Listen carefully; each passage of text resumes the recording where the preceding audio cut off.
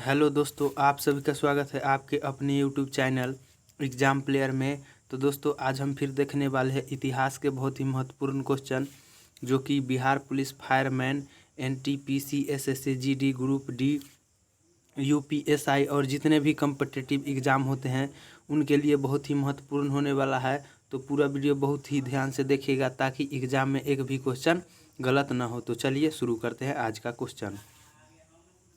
सूची 1 को सूची 2 से सुमेलित कीजिए।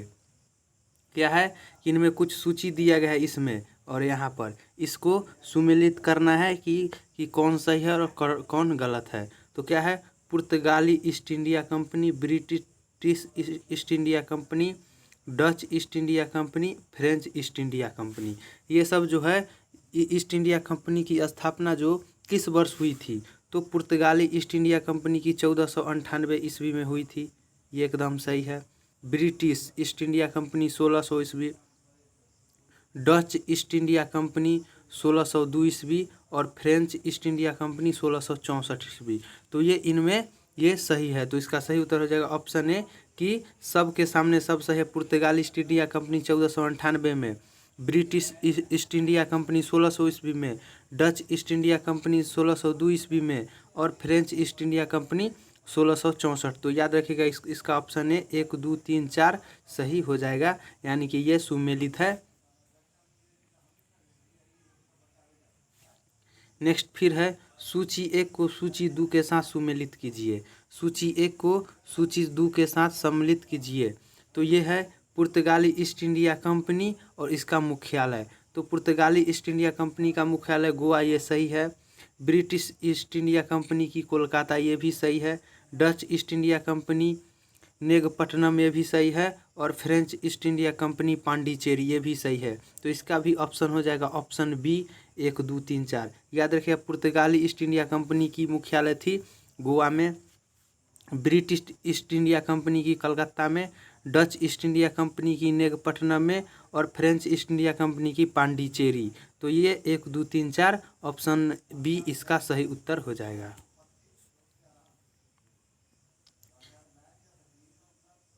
नेक्स्ट है, वह पुर्तगाली कौन था जिसने गोवा पर अधिकार किया था। वह पुर्तगाली कौन था जिन्होंने क्या है कि गोवा पर अधिकार किया था। तो ये थे Alfonso de Albuquerque. Alfonso de Albuquerque जो थे वह उसने गोवा पर अपना अधिकार किया था, अल्फांसो डी अल्बुकर्क।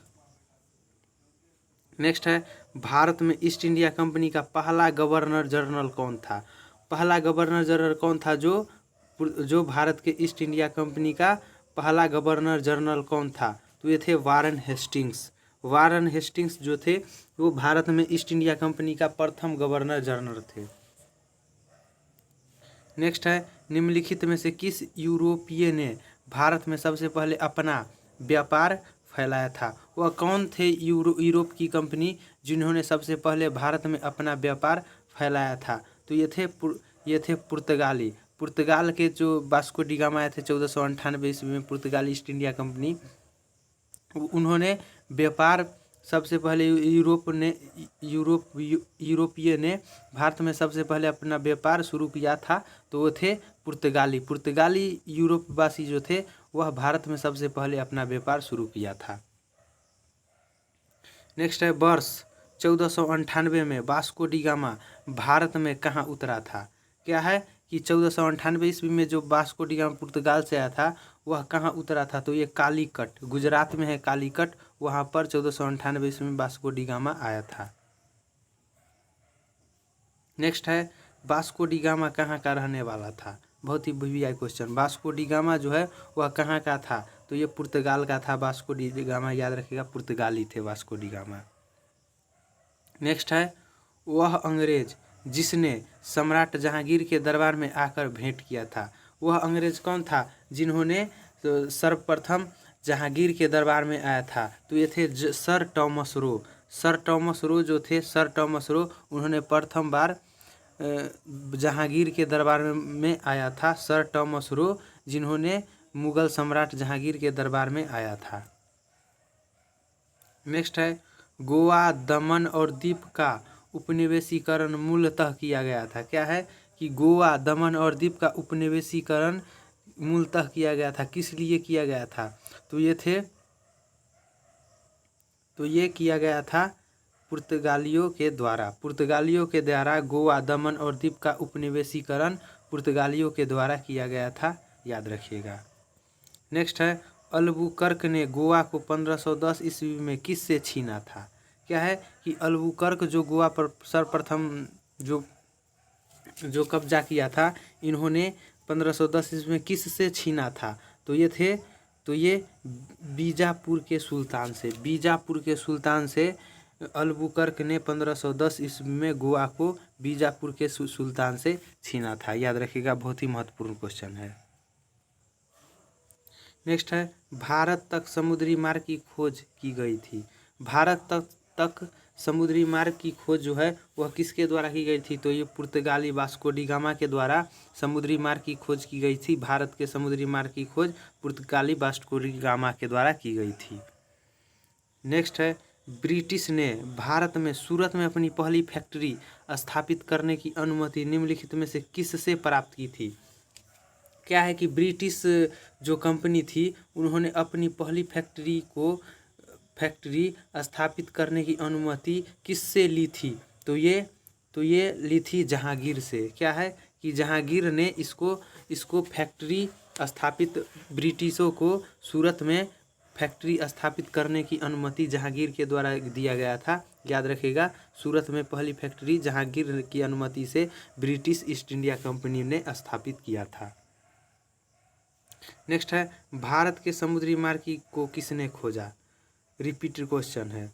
भारत को समुद्री मार्ग की खोज जो है वह वास्को डी गामा के द्वारा समुद्री मार्ग की खोज की गई थी। नेक्स्ट है, तृतीय कर्नाटक युद्ध एंग्लो फ्रेंच संघर्ष की समाप्ति किस संधि से हुई? तृतीय कर्नाटक युद्ध जो है वह एंग्लो फ्रेंच संघर्ष की समाप्ति किस संधि से हुई? तो ये हुई पेरिस के संधि से, याद रखिएगा, ऑप्शन ए, पेरिस की संधि से तृतीय कर्नाटक युद्ध की समाप्ति हुई, पेरिस की संधि से। नेक्स्ट है, पुर्तगाली व्यापारी कंपनी के भारत आगमन का सर्वप्रमुख उद्देश्य था। क्या है कि पुर्तगाली व्यापारी कंपनी जो है, जो भारत में आगमन हुआ था, जो आया था, वह किस उद्देश्य से आया था? तो ये जो है काली मिर्च व अन्य मसालों के व्यापार पर एकाधिकार प्राप्त करना था। क्या है कि पुर्तगाल में जब मसाला ले जाता था तो इसे कई गुना अच्छे दाम में बिकता था वहाँ पे, इसलिए पुर्तगालियों ने सर्वप्रथम मसालों के व्यापार के उद्देश्य से भारत में आया था। नेक्स्ट है, जब 17 मई 1498 ईस्वी में वास्को डी गामा कालीकट में उतरा तो उसका स्वागत किया। क्या है कि सर्वप्रथम जब 17 मई 1498 ईस्वी में वास्को डी गामा जो है वह कालीकट में उतरा तो उसका स्वागत किसने किया था? तो ये थे कालीकट के राजा जो कि कालीकट कोझिकोड के राजा जमोरिन कालीकट के राजा जमोरिन ने वास्को डी गामा को 17 मई 1498 ईस्वी को कालीकट बंदरगाह पर स्वागत किया था। नेक्स्ट है, पुर्तगालियों ने भारत में सर्वप्रथम कहाँ फैक्ट्री स्थापित की थी? क्या है कि पुर्तगाली के द्वारा भारत में सर्वप्रथम कहाँ पर फैक्ट्री को स्थापित किया गया था? तो ये कालीकट में पुर्तगालियों के द्वारा सर्वप्रथम फैक्ट्री स्थापित की गई थी। नेक्स्ट है, 1717 ईस्वी में निम्नलिखित में से कौन से मुगल सम्राट ने अंग्रेजों की ईस्ट इंडिया कंपनी को भारत में व्यापार पर विशेषाधिकार प्राप्त करने का फरमान जारी किया? क्या है कि 1717 ईस्वी में किस मुगल सम्राट ने अंग्रेजी ईस्ट इंडिया कंपनी को भारत में व्यापार पर विशेषाधिकार प्रदान करने के फरमान जारी किया था? तो ये थे फर्रुखसियर के द्वारा 1717 ईस्वी में फर्रुखसियर मुगल बादशाह थे, जिन्होंने ईस्ट इंडिया कंपनी को अपनी कंपनी भारत में व्यापार पर विशेषाधिकार प्राप्त करने का फरमान जारी भेजा कि अब आप भारत में व्यापार आसानी से कर सकते हैं। नेक्स्ट है, ब्रिटिश के साथ बेसिन की संधि निम्नलिखित पेशवाओं में से किसने की थी? क्या है कि ब्रिटिश के साथ बेसिन की संधि किस पेशवा के द्वारा की गई थी? तो ये थे बाजीराव द्वितीय के द्वारा ब्रिटिश के साथ बेसिन की संधि जो है बाजीराव द्वितीय जो पेशवा थे वो ब्रिटिश के साथ बेसिन की संधि की थी बाजीराव द्वितीय ने। नेक्स्ट है ईस्ट इंडिया कंपनी के नेतृत्व में रॉबर्ट क्लाइव का उत्तराधिकारी निम्नलिखित में से कौन था। ईस्ट इंडिया कंपनी के नेतृत्व में रॉबर्ट क्लाइव का उत्तराधिकारी कौन थे, तो ये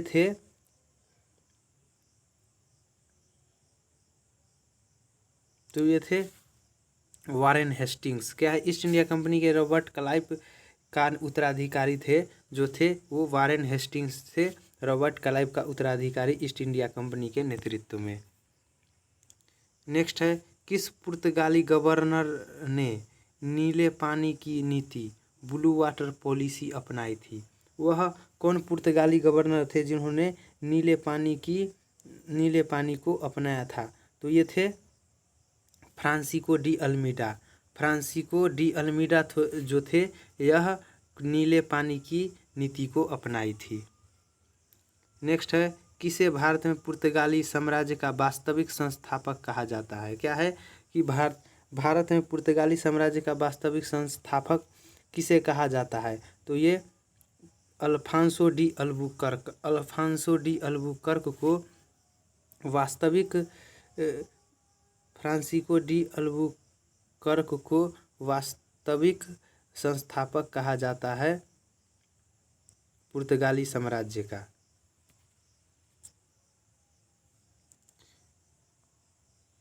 क्या है कि किस पुर्तगाली गवर्नर ने नीले पानी की नीति को अपनाई थी। किस पुर्तगाली गवर्नर ने नीले पानी की नीति को अपनाई थी, तो ये फ्रांसिस्को डी अल्मीडा जो थे इन्होंने नीले पानी की नीति को अपनाया था, फ्रांसिस्को डी अल्मीडा। नेक्स्ट है अल्बुकर्क ने बीजापुर के किस सुल्तान से गोवा छीना था।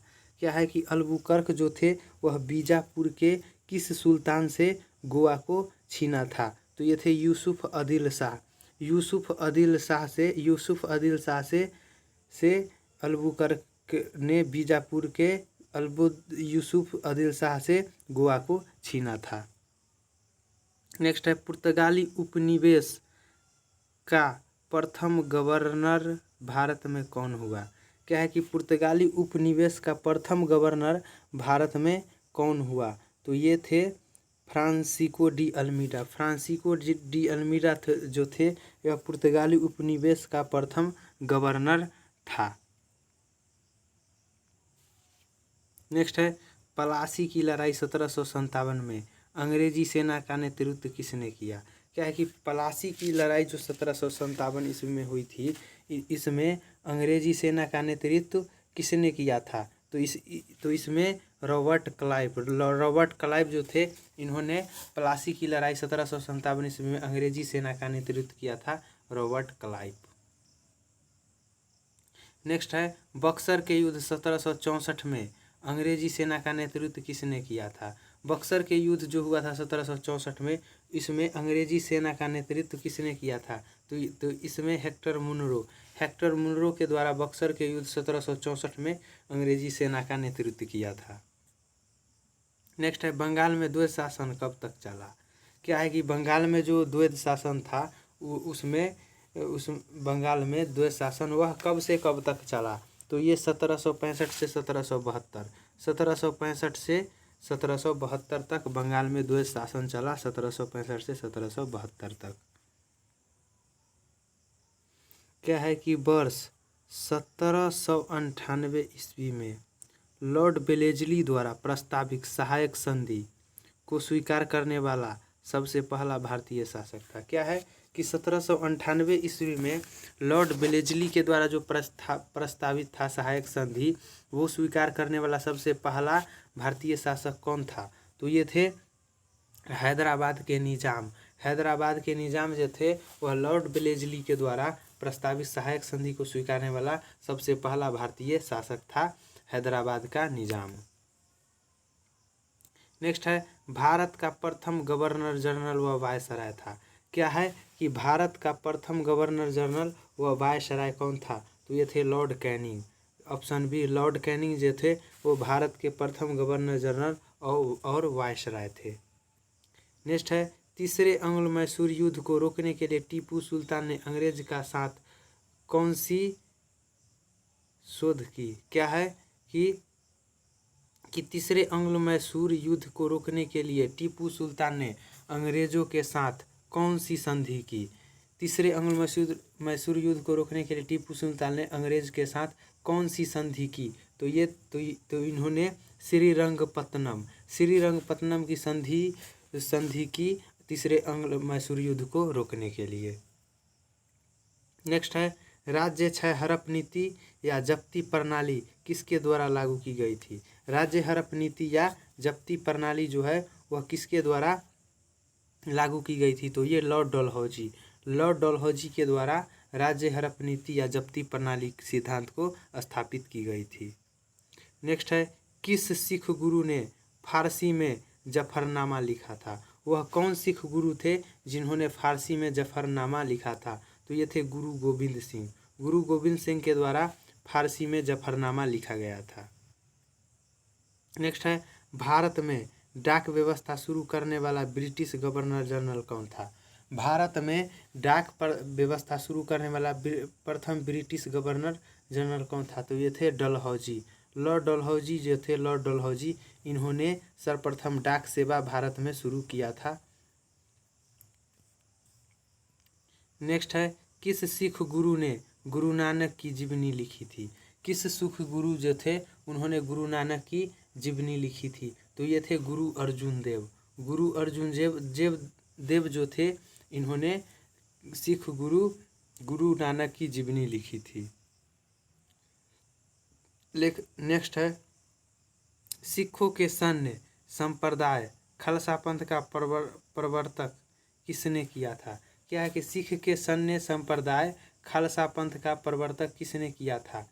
तो ये थे गुरु गोविंद सिंह जो थे वह खालसा पंथ का प्रवर्तक थे। नेक्स्ट है, 1757 में सिराजुद्दौला किसके द्वारा पराजित हुआ था? क्या है कि 1757 में जो प्लासी की लड़ाई हुई थी उसमें सिराजुद्दौला किस से के द्वारा पराजित हुआ था? तो इन्होंने रॉबर्ट क्लाइव के द्वारा सिराजुद्दौला जो बंगाल के नवाब थे इन्होंने पराजित हुआ था। नेक्स्ट है, निम्नलिखित में से किसने लॉर्ड वेलेस्ली के साथ सहायक संधि पर हस्ताक्षर किए? कौन कौन राजा थे जिन्होंने लॉर्ड वेलेस्ली के साथ सहायक संधि पर हस्ताक्षर किए? तो ये थे हैदराबाद के निजाम, अवध के नवाब और मैसूर का राजा। हैदराबाद के निजाम, अवध का नवाब और मैसूर का राजा, ये तीनों ने लॉर्ड वेलेस्ली के साथ सहायक संधि पर हस्ताक्षर किया था। इसका ऑप्शन डी हो जाएगा 1, 2, 3। नेक्स्ट है, टीपू सुल्तान की मृत्यु 1799 ईस्वी में कहाँ हुई थी? टीपू सुल्तान की मृत्यु जो है वह 1799 ईस्वी में कहाँ हुई थी? तो ये श्रीरंगपट्टनम में। टीपू सुल्तान की मृत्यु श्रीरंगपट्टनम में 1799 ईस्वी में हुई थी।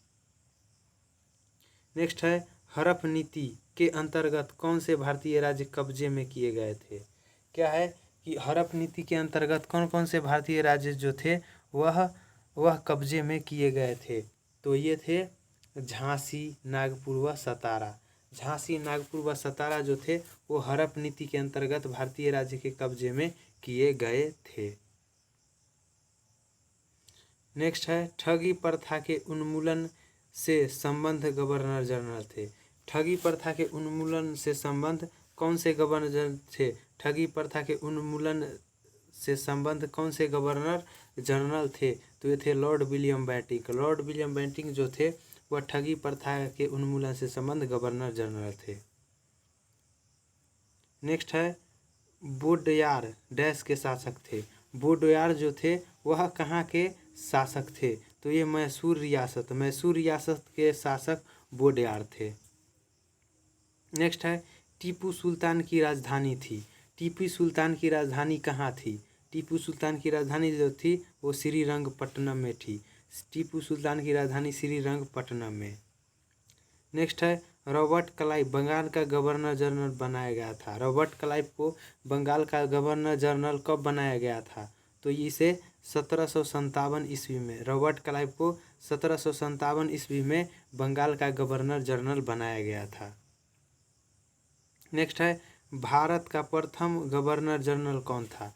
भारत का प्रथम गवर्नर जनरल कौन थे? तो ये थे वारेन हेस्टिंग्स। वारेन हेस्टिंग्स जो थे वो भारत का प्रथम गवर्नर जनरल था। नेक्स्ट है, द्वैध शासन नीति को किसने समाप्त किया था? बंगाल में जो द्वैध शासन नीति थे उसको किसने समाप्त किया था? तो इसे वारेन हेस्टिंग्स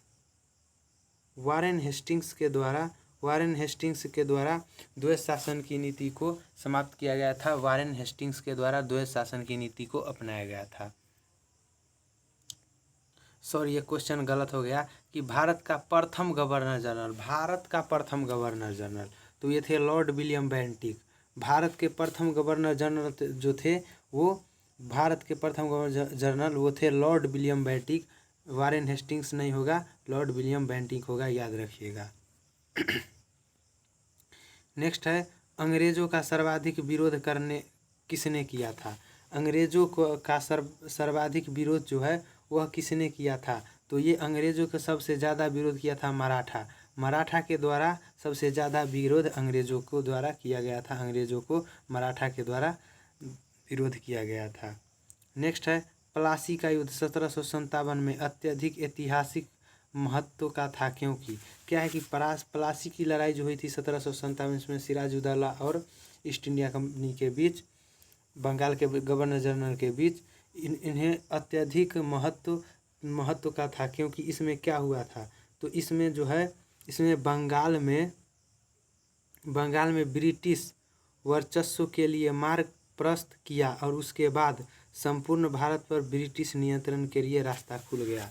जब प्लासी की लड़ाई 1757 में बंगाल के नवाब सिराजुद्दौला का पराजित हुआ तो उस समय इसने बंगाल में ब्रिटिश वर्चस्व के लिए मार्ग प्रशस्त किया और इसके बाद संपूर्ण भारत में ब्रिटिश नियंत्रण के लिए रास्ता खुल गया, इसीलिए ऐतिहासिक महत्वपूर्ण है। नेक्स्ट है, ब्रिटिश सरकार भारतीयों को आधुनिक शिक्षा देना चाहती थी, इससे उनका उद्देश्य क्या था? क्या है कि ब्रिटिश सरकार जो है वह भारतीयों को आधुनिक शिक्षा देना चाहती थी, इससे उनका क्या उद्देश्य था?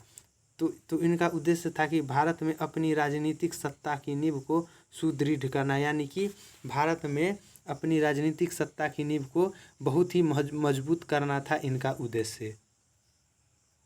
नेक्स्ट है, प्रशासनिक अव्यवस्था के आधार पर डलहौजी ने किस राज्य को ब्रिटिश साम्राज्य में मिला लिया? क्या है कि प्रशासनिक अव्यवस्था यानी कि कुशासन के आधार पर डलहौजी ने किस राज्य को ब्रिटिश साम्राज्य में मिला लिया था? तो इन्होंने अवध जो राज्य थे उनको प्रशासनिक अव्यवस्था या कुव्यवस्था के कारण डलहौजी ने अवध को अपने साम्राज्य में मिला लिया था। नेक्स्ट है, आदि ग्रंथ किसने संकलित किया था? आदि ग्रंथ को किसने संकलित किया था? तो ये गुरु अर्जुन देव, ऑप्शन सी गुरु अर्जुन देव के द्वारा आदि ग्रंथ को संकलित किया गया था, याद रखिएगा। नेक्स्ट है, भारत में आधुनिक शिक्षा प्रणाली की नींव किसने पड़ी थी? क्या है कि भारत में आधुनिक शिक्षा प्रणाली की नींव किससे पड़ी थी? तो याद रखिएगा 1835 के मैकाले मिंटो सुधार। 1835 के मैकाले मिंटो सुधार के द्वारा भारत में आधुनिक शिक्षा की नींव डली थी 1835 में मार्ले मिंटो के सुधार के द्वारा। नेक्स्ट है, निम्नलिखित का सही कालानुक्रम क्या होगा? क्या है निम्नलिखित का सही कालानुक्रम क्या होगा? तो ये होगा 1 2 3 4, ऑप्शन बी रॉबर्ट क्लाइव, बेंसीटॉट, वारेन हेस्टिंग्स और कार्टियर। क्या है कि यानी कि काल का अनुक्रम कौन सा होगा? तो सबसे पहले वारेन हेस्टिंग्स, फिर सबसे पहले रॉबर्ट क्लाइव, उसके बाद बेंसीटॉट, उसके बाद वारेन हेस्टिंग, उसके बाद कार्टियर। ये है काल का अनुक्रम। नेक्स्ट है, भारत में ईस्ट इंडिया कंपनी की सफलता का राज था। क्या है कि भारत में ईस्ट इंडिया कंपनी जो आई थी उसकी सफलता का क्या राज था? तो क्या था कि भारत में राष्ट्रीय भावना की कमी थी। भारत में राष्ट्रीय भावना की कमी थी, इसमें राष्ट्रीयता का गुण नहीं था कि हम भारतवासी हैं। अपने अपने में झगड़ते रहते थे भारतीय। इसलिए कंपनी की